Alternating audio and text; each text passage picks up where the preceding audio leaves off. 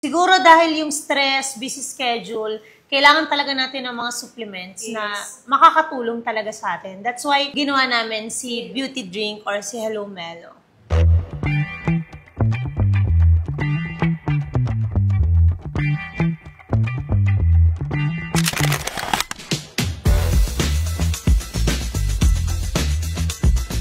Magandang araw po sa ating lahat. Ako po si Miss Glenda.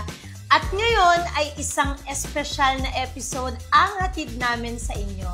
Sa araw na ito, makakasama natin ang ilang mga personalidad na patuloy na nagbibigay inspirasyon sa bawat isa sa atin. Sila ay mga taong nagsusumikap at nagsisilbing modelo sa ating lahat. Kung nanonood kayo sa inyong mga social media, sigurado akong kilala nyo silang lahat. Pero ngayon, may kakaibang twist tayo. Each of us has an envelope containing questions at mag-uusap-usap tayo about our journey sa beauty industry. Walang script, pure kwentuhan lang. Kaya naman, isa-isa po natin silang kilalanin. Magandang araw po sa inyong lahat. I am Shed Garcia, 25, CEO of Perfect Formula.